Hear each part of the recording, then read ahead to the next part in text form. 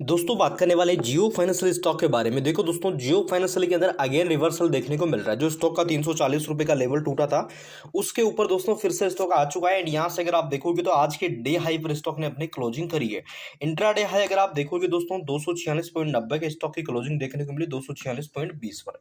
तो ओवरऑल देखा जाए तो अच्छा एमओ हमें यहाँ पे देखने को मिलेगा। देख सकते हैं यहाँ पे दोस्तों अराउंड 3 लाख के आसपास शेयर एमओ के अंदर पॉजिटिविटी में देखने को मिल रहे हैं। सबसे बड़ी चीज ये दोस्तों कि अभी के टाइम खरीदारी देखने को मिल रही है। ओवरऑल देखा जाए तो 31% के आसपास की डिलीवरी आज हमें नजर आई है। देखो भाई, अभी के टाइम जो जियो फाइनेंशियली है टोटली पॉजिटिव जोन में देखने को मिल रहा है। ट्रेंड स्टॉक का पॉजिटिव है।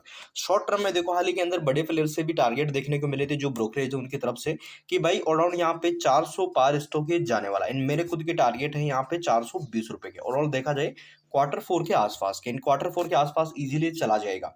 देखो अगर मैंने पहले ही बताया था कि अगर मार्केट सही रहता है, मार्केट का साथ अगर स्टॉक को मिल जाता है तो इजीली यहाँ पे निकल जाएगा।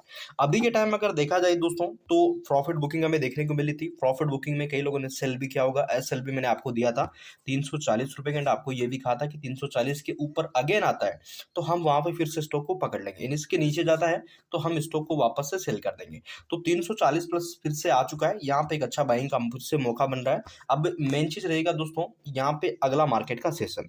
देखो मंडे को तो यहाँ पे जो है मार्केट का हॉलीडे रहेगा यहाँ पे।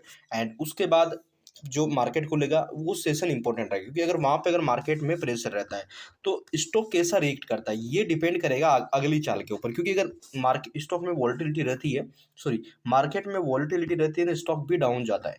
तो फिर आप समझ सकते हैं कि मार्केट की चाल के अकॉर्डिंग चल रहा है। अगर उल्टा चलता तो हम समझेंगे कि भाई बाहर आ रहे हैं। अगर बाहर आ रहे हैं तो फिर तो भाई बराबर मोमेंटम यहाँ पे देखने को मिलेगा।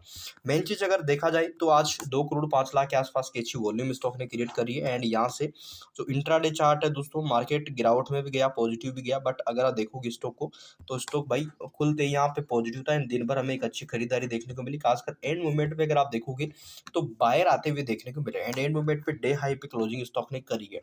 तो देखो जियो फाइनेंशियल का सीन यही है दोस्तों कि जियो फाइनेंशियली आपको ऐसा दिखाएगा कि कुछ नहीं है, इस स्टॉक में कुछ नहीं है। बट अगर देखा जाए ना तो इस स्टॉक में सब कुछ है। इस स्टॉक के अंदर इन्वेस्टमेंट बनता है। क्यों? क्योंकि भाई पहली चीज की रेपुटेटेड कंपनी है, ठीक है ना। दूसरी मेन चीज यहाँ पे कि कंपनी का बिजनेस सही है। यहाँ पे कंपनी लॉन्ग टर्म के अकॉर्डिंग अगर देखा जाए तो रिलायंस का दूसरा रूप आप इसको कर सकते हो कि आने वाले 20-25 साल आप बाद फिर बोलोगे कि काश उस टाइम पे मैंने जियो फाइनेंशियली का यहाँ पे शेयर लिया होता। क्योंकि अभी के टाइम आप देखेंगे तो बजाज फाइनेंशियली इनके स्टॉक आप उठा के देख लो, बहुत महंगे मिल रहे हैं। तो इसके अकॉर्डिंग यहाँ पे अगर ये कंपनी भी ऐसा ही परफॉर्मेंस करती है तो इजीली इनके प्राइस पे भी अगर जाती है तो अपने पैसे को कंपाउंडिंग में हमें करोड़पति तक बना सकती है। तो ये चीज आप समझ लो। शॉर्ट टर्म में तो आप देख लो भाई, एक भी मार्केट में ऐसा स्टॉक नहीं है जो ऊपर नीचे नहीं हुआ होगा। ऐसा लगता है जब गिरता है तो भाई अब कुछ सब कुछ खत्म हो चुका है। जब तेजी आती है तो ऐसा लगता है कि भाई अब तो ये रुकेगा ही नहीं। ऐसे मार्केट के यहाँ पे सेंटिमेंट्स बनते हैं। तो अभी के टाइम में अगर डाटा बताऊं दोस्तों तो जबरदस्त है। फुल्ली यहाँ पे बाइंग की अपॉर्चुनिटी बन रही है। आरएसआई भी कोई ओवरबोर्ड नहीं है। एंड यहाँ से अपडेट कुछ नहीं है। हाल ही के अंदर देखो ये जो तेजी आ रही है ना, इसके पीछे आप अपडेट भी कर सकते हो। क्यों अपडेट? क्योंकि यहाँ पे देखो कंपनी का जो प्लान है ना भाई, वो इफेक्ट डालेंगे यहाँ पे लॉन्ग टर्म के अंदर। अब प्लान कैसे है तो देखो, कंपनी वाले म्यूचुअल फंड में एंट्री करने का प्लान किया है। किसके साथ मिलके? दुनिया की सबसे बड़ी एसेट मैनेजमेंट कंपनी के साथ। किसके साथ? ब्लैक रॉक के साथ, जो कि सबसे बड़ी इन्वेस्टमेंट जो एसेट्स मैनेजमेंट कंपनी है ब्लैक रॉक, उसके साथ मिलके। तो यहाँ पे भाई लॉन्ग टर्म के अंदर जबरदस्त प्लान है। तो उसको देखते हुए मैं एक ही चीज कहता हूँ कि जिन लोगों ने खरीदा है, एक तो आप देखो अपना खुद का कंट्रोल रखो। पहले आप अपने से पूछो कि करना क्या है। लॉन्ग टर्म रखना है, शॉर्ट टर्म रखना है। शॉर्ट टर्म के टारगेट्स आपको बार बार मैं दे रहा हूँ। लॉन्ग टर्म का ये कि छोटी मोटी गिरावट में आप और खरीदो। यहाँ पे पेस जो अपनी क्वांटिटी वो लार्जेस्ट क्वांटिटी यहाँ पे करो।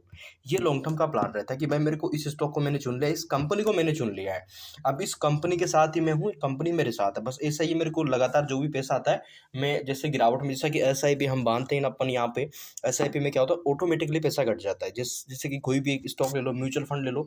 अब एसआईपी क्या होता है? एसआईपी में ये होता है ऑटोमेटिक सिस्टम रहता है। तो उसको जैसे स्टॉक डिस्काउंट में आते हैं पैसा घट जाता है। तो वही चीज़ यहाँ पे रखो कि मेरे को अगर इतना लगाना है है तो लगाना है। तो बट ये है आने वाले जो 10-15 साल तक रख सकते हैं उनके लिए मैं बता रहा हूँ। जो यहाँ पे दोस्तों शॉर्ट टर्म के लिए 2-4 महीना 6 महीना है उनके लिए ये नहीं है, ये लंबे टाइम के लिए है। अब मेन चीज़ हम पकड़ते हैं स्टॉक के चार्ट पे। देखिए दोस्तों डाटा भी ये टाइम देखा जाए तो खासकर जो फाइनेंशियल वाले स्टॉक है, बैंकिंग सेगमेंट वाले स्टॉक, तो ज़्यादा बड़ी तेजी नहीं है, बट सभी स्टॉक मार्केट के साथ साथ आपको पॉजिटिव देखने को मिलेंगे। मेन चीज़ यहाँ पे जियो फाइनेंशियल की बात कर लूँ मैं कि चार्ट पैटर्न का संकेत क्या है, क्या रिवर्सल हो चुका है या वो प्रेशर दिखाएगा यहाँ से, तो वो चीज़ हम यहाँ पे टेक्निकली देख लेते हैं। देखो अब मेन चीज़ रहता है आरएसआई कि आरएसआई ओवरबोर्ड है या ओवरसोल्ड है। तो आरएसआई भी के टाइम ना तो ओवरबोर्ड है ना ही ओवरसोल्ड है, और डाउन यहाँ पे 60 के आसपास का है। पिछली बार आपने देखा होगा कि जब बाउंस आया था तो भाई यही आरएसआई और अराउंड इसने आरएसआई ने लेवल दिखाया था 77 और अराउंड 80 के आसपास आरएसआई गया था। तो अगर इस लेवल से 80 आरएसआई चला जाता तो बहुत अच्छे टारगेट हमें देखने को मिल सकते हैं। ओवरऑल देखा जाए तो जो पुराना बाउंड वीक हाई है उसको भी स्टॉक ब्रेक कर सकता है अगर ऐसा होता है तो। चार्ट फुली संकेत कर रहा है या नहीं कि पैटर्न यहाँ पे चार्ट के बन रहे हैं, तो चांस है कि दोस्तों इजीली जल्दी 365 का टारगेट ये यहाँ पे अचीव करे, मतलब इस लेवल को ये ब्रेक कर दे। तो बने रहो एंड यहाँ पे जल्दबाजी मत करो, लेवल्स मैंने आपको दे दिए हैं। चैनल पे नए हो सब्सक्राइब कर लो, बेल आइकन को ताकि नए अपडेट्स आपको मिलते हैं।